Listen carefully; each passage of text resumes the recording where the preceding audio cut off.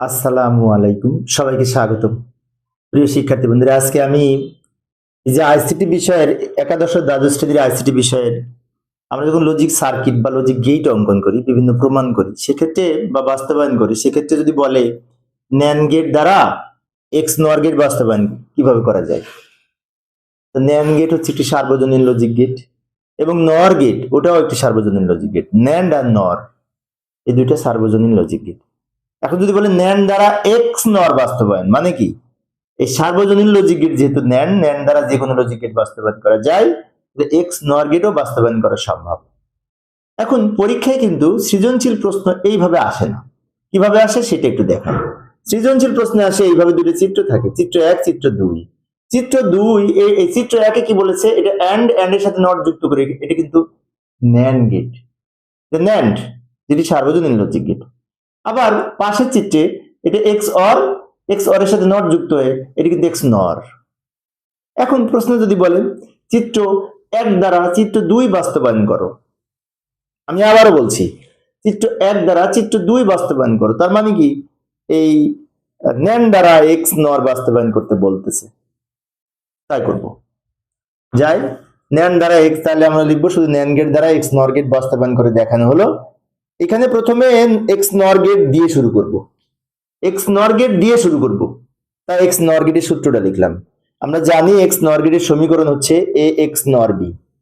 মনে করি এর আউটপুট ওয়াই, তাহলে ওয়াই এর মান হবে এ এক্স নর বি। এটা হচ্ছে এক্স অর এর প্রতীক, বৃত্তের মধ্যে প্লাস, এটাকে এক্স অর বলে, তার উপরে নট থাকলে ওটাকে এক্স নর বলে। তাহলে আমরা এটা পড়বো এ এক্স নর বি। এখন এইটার আবার একটা মৌলিক উপস্থাপন আছে, এই যে বিভাজন উপপাদ্য অনুযায়ী এটা সমান এইটা, এই যে A B plus A not B not, এটা সমান এটা, কিন্তু আমরা জানি এই নটটা না থাকলে হতো A not B plus A B not, সেটি এক্স অর হতো, XOR. But XNOR যদি থাকে তাহলে সেটার জন্য আমাদের মৌলিক উপপাদ্য হচ্ছে বিভাজন উপপাদ্য হচ্ছে এইটা, এটা সমান এটা, এটা মনে রাখবো কিন্তু। এখন এটাকে যদি আমি এই ন্যান্ডের মাধ্যমে বাস্তবায়ন করতে চাই, তাহলে যে প্লাস আছে না, প্লাস রাখা যাবে না, কারণ প্লাস প্লাস তো অর, ওটাকে ইনটু করতে হবে, তার উপরে আবার নট দিতে হবে।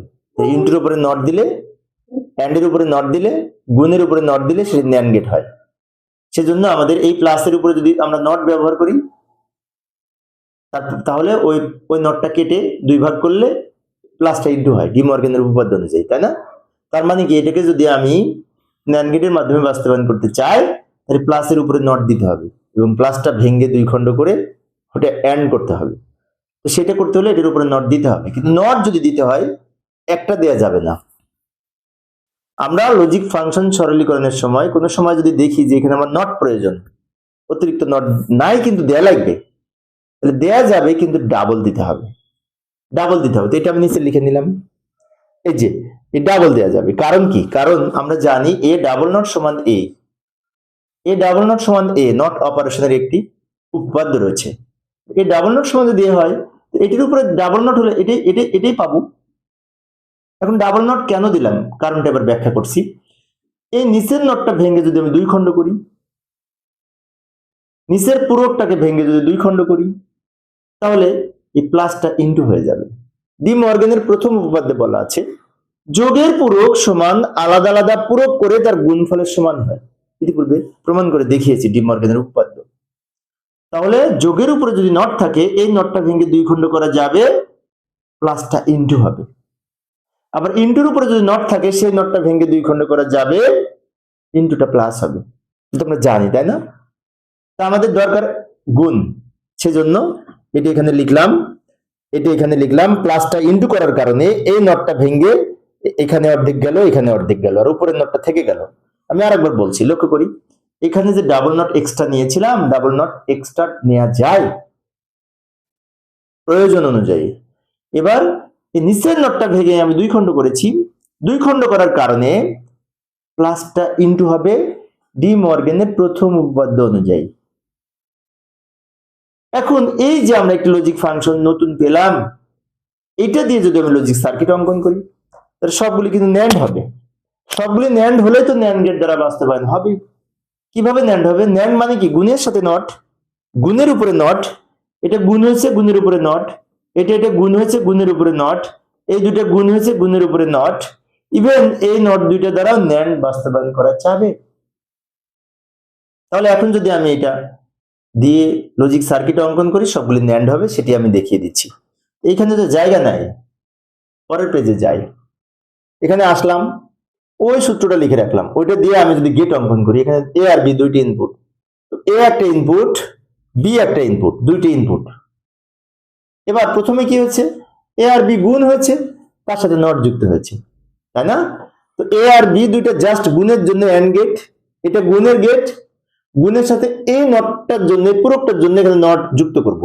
এই যে লাইনটা হলো, এটা এ বি গুণ করে তার উপরে নট।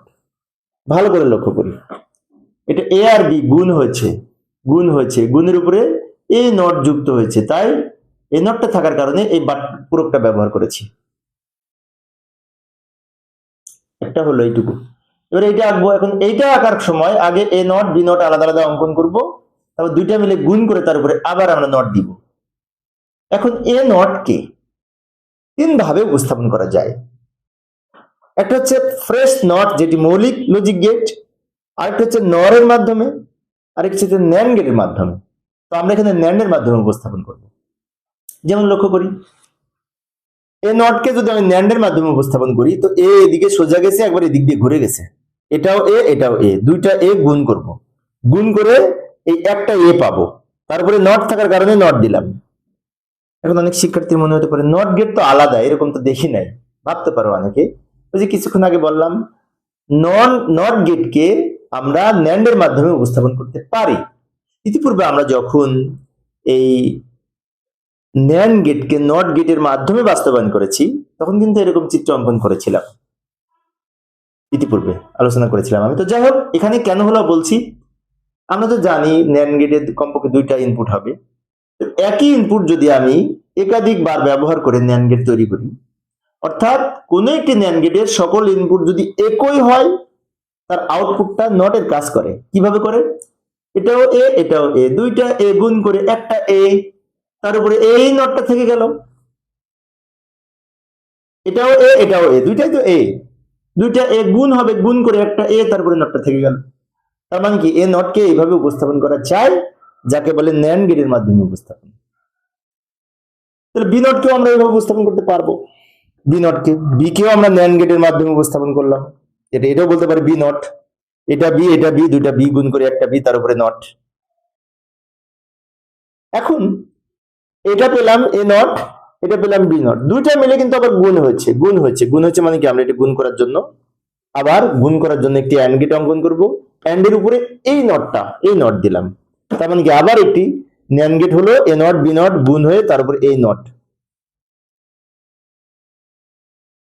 তাহলে এইটা পেলাম, এইটা আর এটার ফলাফল পেলাম এই আউটপুটটা, এই আউটপুট। এখন দুইটা মিলে আবার কিন্তু গুণ হয়েছে, গুণ হয়ে সবার শেষে এই নটটা হবে।